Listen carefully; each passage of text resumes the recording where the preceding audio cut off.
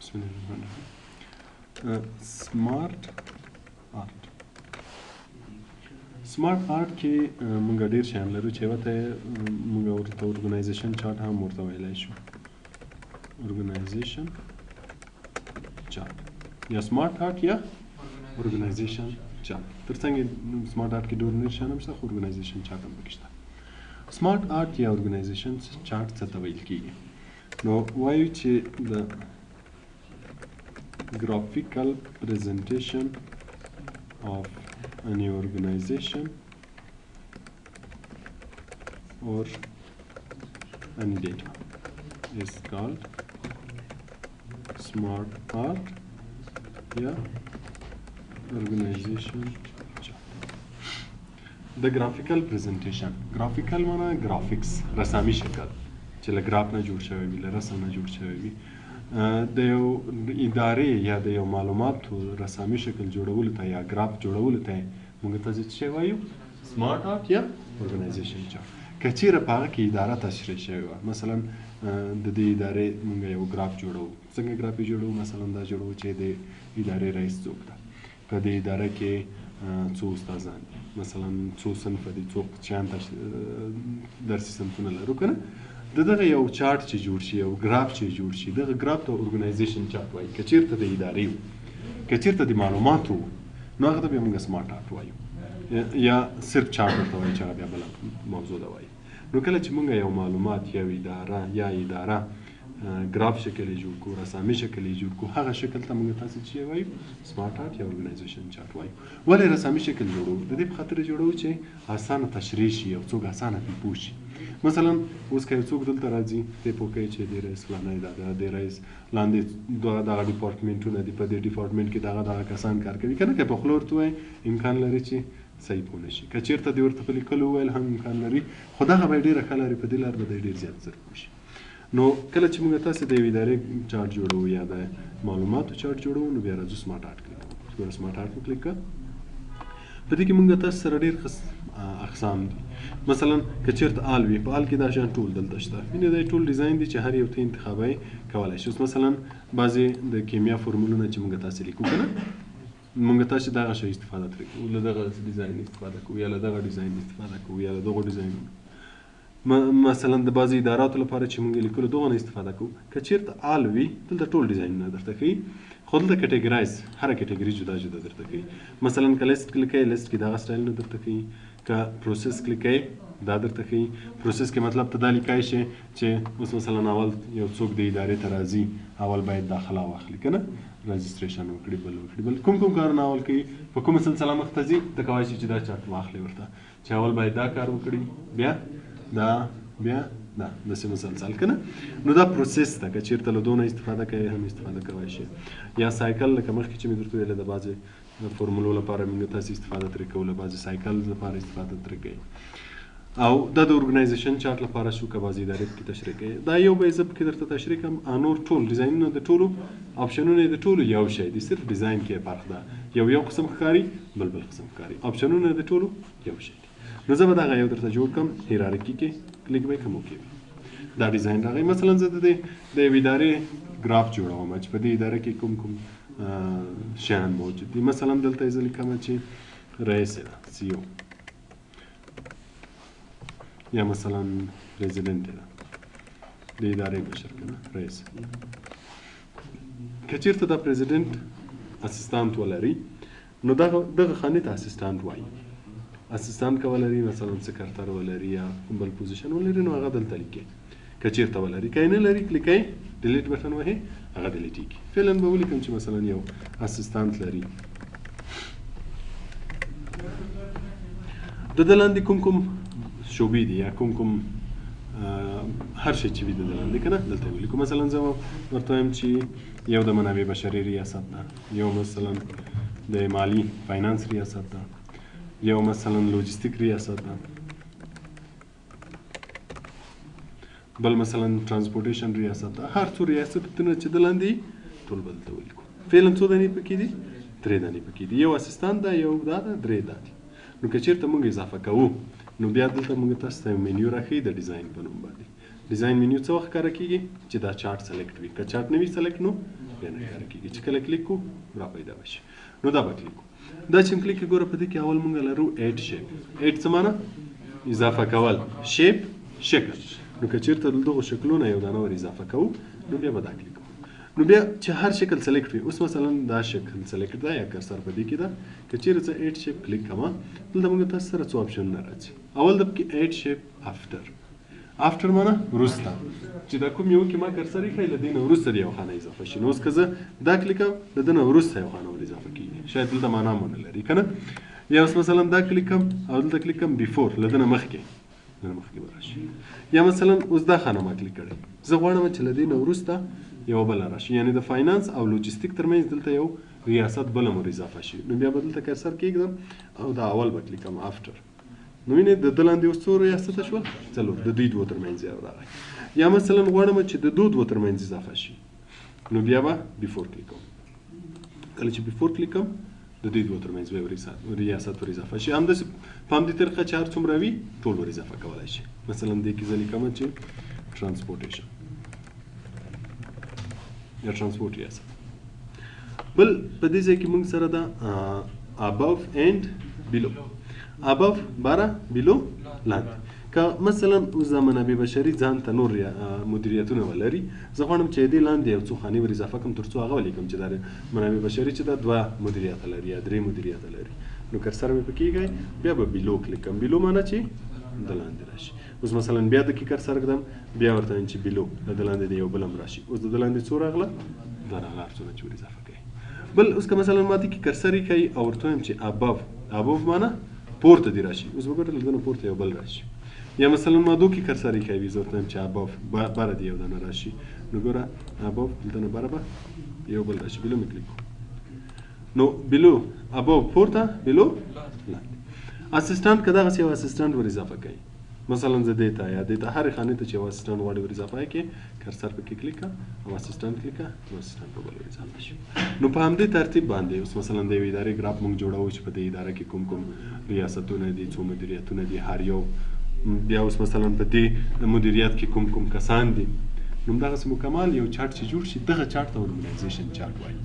یعنی د یو ادارې ګراف ته نو یو څوک به ډېر اسانه پوهېږي چې په دې اداره کې څو ریاسته دي هر ریاست څو مدیریته ده هر مدیریت کې کوم کوم کسان دي ډېر زر به نو ګراف موږ د څه لپاره استعمالوو تر څو یو څوک اسانه پوه شي معلومات ډېر ساده شي تر څو یو څوک ډېر اسانه پوه شي نو بیا کوم کله اشکال ور اضافه کول له دې ځای نه ور اضافه کوو بل د بولیټس موږ تاسې دلته ویلې وه ده نمبر او بولیټس خو دا ګوره دې کې کار نه کوي ځکه کار نه کوي چې دا دغه ډیزاین کې کار نه کوي بعضې ډیزاینو کې بولیټس کار کوي بعضې ډیزاینو کې کار نه کوي نو کوم یو کې کار کوه کلیک کې که استفاده ترې کولی شئ دو کې چې یو خانه خط موږ لیکو یا دوه لیکو نو دې ته ضرورت نه وي په دې خاطر کار هم نه کوي دا دغه ډیزاین مربوط ده بعضې ډیزاینو کې کار کوي بعضې کې نه کوي بل د ټیکسټ پین که کلیک کې دغه ځای کې یو پین خلاصېږي دا خط چې دلته لیکې دلته هم لیکلی شي یا دلته ولیکه یا هلته ولیکه فرق نه کوي مثلا اوس اسسټانټ دلته لیکلی که زه تغیرات پکې راولم دلته یې راوستی شم اوس چې ګوره زه دا پاک کړم هلته به هم څنګه کېږي پاکېږي که یې لیکم دلته به هم لیکل کېږي نو دا ټیکسټ پین کې که کوم شی لیکې هلته راځي که هلته لیکې ټیکسټ پین ته راځي نو هر یو چې تا ته اسانه و که ټیکسټ پین درته اسانه و دې کې لیکه که هغه درته اسانه و هغه کې لیکه بل موږ تاسې پروموټ او ډیموټ لرو پروموټ معنی پروموټ ارتقا کول مثلا د اچ آر منابع بشري لاندې دوه مدیریته دي او اچ آر خپله د چا مربوط ده د دې مربوط ده یعنی دا سړی به ده ته راپور ورکوي دا سړی به ده ته راپور ورکوي که چېرته دا ریاست مستقل کېږي راساً د چا مربوط کېږي د پریزیډنټ نو دې ته وینې پروموشن وایي اوس ګوره زه دا کلیک کړم پروموټ یې کړم دا راساً چېرته لاړو بره د ده مربوط شو او که چېرې ډیموټ کړم نو بیا بېرته به کاته شي مثلا که کوم ریاست کوم هغه ارتقا کوي پروموټ کوي هغه برې خانې ته ځي او که یې ډیموټ کوي بیا لاندې خانې ته راځي بل لیفټ ټو رایټ دی اوس مثلا دا ما کلیک کړی ده خانې لیفټ ته ښکاره شي که رایټ ته ښکاره شي که چېرته دا کلیکوې سرچپه کېږي هغه خوا ته ښکاري که دې خوا ته کلیکوې بیا دې خوا ته ښکاري بل موو اپ موو ډاون کې هم کولی شي چې یو خانه پورته او کښته کړي اوس مثلا دا اول مدیریت ده دا دویم یا مثلا دا دویم ده دا اول ده که چېرته زه دا موو اپ کړم دا به بره شي که موو ډاون کړم لاندې که کومه خانه دې غوښتل چې بره او کښته او پورته کړي له دې ځای نه کولی شي بل پکې لیاوټ ده اوس مثلا زه دې کې کرسر ږدم غواړم چې دې لیاوټ چینج کړم نو سټینډرډ اوس فعلا چې ده دا سټینډرډ لیاوټ ده که چیرته زه بوت کلیک کوم یا اول رایټ هینګینګ کلیک کوم دا ټولې خانې به رایټ ته ښکاره کېږي بدون له اسسټنټ نه دا ټولې به رایټ ته ښکاره کېږي او که چیرته لیفټ کلیک کوم نو دا ټولې به بیا لیفټ ته ښکاره کېږي او که بوت کلیک کوم دواړو خواو ته او که چیرته سټینډرډ کلیک کوئ نو بیا لکه څنګه چې مخکې وو نو لیاوټ تاسې مربوطه چې هر لیاوټ کې تاسې ښه تشریح کوی شوی هر یو کې ښه ښکاره کېده هماغه نه استفاده کوئ زیات خلک کوم یو نه استفاده کوي سټینډرډ نه په همدې خاطر اول ډیفالټ هم سټینډرډ وي بعضې لیاوټونه دلته نور هم لري که غواړئ چې له دغو نه استفاده وکړئ هم کولی شئ مثلا زه دا کلیک کوم دا کلیک کوم هر یو چې کلیک کوئ دا هماغه ډیزاین ځان ته اخلي وینې هر یو چې اخلي او بل په دې ځای کې کلرز هم دي ډیزاین هم دي مثلا که غواړم چې داسې 3D غوندې شي دا کلیک کوم داسې 3D ډیزاین به ولري مثلا دا هر ډیزاین چې غواړئ هر یو چې کلیک کوئ هماغه ډیزاین به ځان ته اخلي او بل ریسیټ ګرافیکس بعضې وخت که اوس بعضې ډیزاینونه دي اخیستي خوښ دې نه وي ریسیټ یې کړه بېرته به اول حالت ته راځي کوم حالت باندې چې موږ نوی اخیستی وي دا یې ډیزاین منیو شوه په دې کې سوال لرئ کلرز هم پکې انتخابولی شو که غواړئ چې رنګونه یې بدل کړئ رنګونه یې هم بدلولی شي چې څو رنګه وي یا یو رنګ وي مختلف رنګونه وي د ځینې رنګونه هم ورکولی شي دا ډیزاین منیو وه چې موږ تاسې ته یې ډیزاین کو چې مثلا څومره ریاست وي څومره مدیریت وي څه رقم لیاوټ وي څه رقم رنګ اوس دلته بل فارمټ منیو لرو فارمټ زیاتره ډیزاین ته وایي چې مثلا شکل قواره ورته برابروي رنګ ورکوي د فونټ کلر د ټکسټ کلر دې شیانو ته فارمټ وایي اوس مثلا زه دا کلیک کوم په دې کې زه غواړم چې بعضې تغیرات راولم څنګه تغیرات راولم اوس ګوره اول د ایډیټ ان 2D 2D څه وخت موږ استفاده کوو که چیرې زموږ ستاسې ډیزاین دغه یو دغه ته 3D ډیزاین وایي دغه ته 3D ډیزاین وایي دغه ته 2D ډیزاین وایي 2D او 3D دا نه بیا ګرافیکس پروګرامو کې تاسې ښه پوهېږئ چې 2D کوم ډیزاین دی 3D کوم ډیزاین دی خو صرف اوس دونه پوه شئ چې 2D ډیزاین هغه ډیزاین دی چې حداقل یو مخې ښکاره شي اوس مثلا د دې ډیزاین څو مخه ښکاري کېږي یو مخه او 3D هغه ډیزاینو ته وایي چې له یوه نه زیات دوه یا درې مخه ښکاره شي حداقل درې مخې ښکاره شي نو هغه ته بیا 3D ډیزاین وایي اوس وګوره دا مخې ښکاري که نه دا څنډه هم ښکاري او دا څنډه هم ښکاري نو دغه ته بیا 3D وایي نو اوس که چیرې زموږ شکل 3D و په هغه صورت کې ګوره دغه یو کار کوي او که 2D و بیا کار نه کوي د ده کار چې ده ایډیټ ده ایډیټ معنا تغییر ایډیټ تغییر که غواړئ چې په دې کې تغیرات راولئ څنګه تغیرات زه اوس مثلا د پریزیډنټ خط بدلوم یا د دې خط بدلوم که د چیرته په 3D کې نه شوی کولی دا کلیک کړه شکل بیرته څه رقم کېږي 2D کېږي تغیرات چې راوستل بیرته خواته کلیک کړه خلاص نو که کله غواړئ چې په 2D کې ډیزاین وکړئ دا کلیک کړه که بیرته دا ایسته کې بیرته 3D کېږي دا صرف د دې لپاره چې ته تغیرات اسانه وکولی شي دا کلیک کوئ او بیرته چې کلیک کړئ بیرته به شکل هغه کېږي 3D کېږي خو فعلا باید زه ډیزاین همدا 2D واخلم بل د چینج شیپ کله که غواړئ چې د کوم یوه شکل بدل کړي اوس د ده شکل چارکونجا ده که غواړئ چې شکل یې بدل کړي موږ سره چینج شیپ شته دا چینج شیپ کوم چې هغه موږ مخکې اشکال ویله هماغه شکلونه دي اوس مثلا زه غواړم چې دا شکل ځان ته واخلي یا دا شکل یا دا شکل هر شکل چې کلیک کوئ هماغه شکل به اخلي مثلا کوم شکل اخلم دا ګوره دی به هماغه شکل ځان ته واخلي نو له دې ځای نه ته کولی شئ چې شکل یې بدل کړي هر شکل چې ستا زړه و هماغه شکل کلیک کوئ دی به هماغه شکل اخلي بل لارجر او سمالر که غواړئ چې لږ غټه کړئ لارجر که یې وړوکی کوئ بیا سمالر بل شیپ سټایل که غواړئ چې د ده سټایل بدل کړئ د دې خانې سټایل بدل کړئ نو کولی شئ چې له دې ځای نه چینج کړئ مثلا زه دا رنګ یا دا سټایل ورکوم یا مثلا له دغو نه هر یو ورکوم هر یو چې کلیک کړئ دی به هماغه سټایل اخلي بلې شیپ فیل ده فیل ما درته ویل د کوم ځای رنګ ته وایي د مابینځ رنګ ته وایي که غواړئ د مابینځ رنګ یې بدل کړئ نو بیا له دې ځای نه بدلوي اوس مثلا زه ورته دا زیړ رنګ ورکوم مابینځ رنګ یې زیړ شو هر رنګ چې له دې ځای نه ورکوئ دا به شیپ فیل وي د منځ رنګ به وي او بل آوټلاین آوټلاین موږ تاسې ویلې چې څه وایي بارډر ته وایي که نه نو دې ځای نه یې بارډر رنګ بدلوی شئ چې کوم رنګ بارډر ته ورکوئ هر رنګ چې کلیک کړئ هماغه به کلیک کوئ له دې ځای نه کولی شئ چې آوټلاین ډبل هم کوئ چې مثلا سایز یې زیات شي کم شي اوس ګوره سایز به یې زیات وي او تر څنګ یې سټایلونه هم ورکولی شئ موږ سټایلز هم پکې ویلي وو چې مثلا ډاش غوندې ښکاره شي دې غوندې ښکاره شي دا به یې بارډر وي او بل د شیپ افیکټس هم موږ تاسو ویلو چې بعضې نور ډیزاینونه که غواړئ چې مثلا سایه ورکړئ سوری ورکړئ وینئ دا ټول ډیزاینز دي هر ډیزاین چې کلیک کوئ هماغه ډیزاین به اخلي دا ګوره شیپ سټایل و دلته څه شی لیکلی ده شیپ سټایل دا وینئ د دغه شیپ سټایل و چې د شکل ته سټایل ورکوئ دلته بیا موږ ورډ آرټ سټایل لرو ورډ آرټ سټایل بیا د دې خط لپاره وي که غواړئ چې خط کې اوس تغیرات راولئ نو بیا به له دونه استفاده کوئ مثلا زه له دې ځای نه دا سټایل کلیک کوم ګوره خط به هماغه سټایل اخلي یا مثلا دا سټایل کلیک کوم خط به هماغه سټایل اخلي دا بیا صرف د خط لپاره ده. بل ګوره ټکسټ فیل د چا رنګ د خط رنګ، دا به د منځ رنګ وي. نو دې ځای نه کولی شي چې خط ته هر رنګ وغواړي هغه رنګ ورکړي. زه مثلا دا کلیک کوم، دلته سټایل چې دا سټایل ده دا هغه کلیکوي. اوس مثلا زه وایم چې دا رنګ دې واخلي، دا رنګ دې واخلي، هر رنګ چې ورکوي له دې ځای نه رنګ ورکولی شي. او دا د آوټلاین ده، د ټکسټ آوټلاین ده، د خط آوټلاین. اوس که چېرته موږ دا لږ زوم کوو چې غټ ښکاره شي او سکرول بار به هم لږ را دې خواته کوو،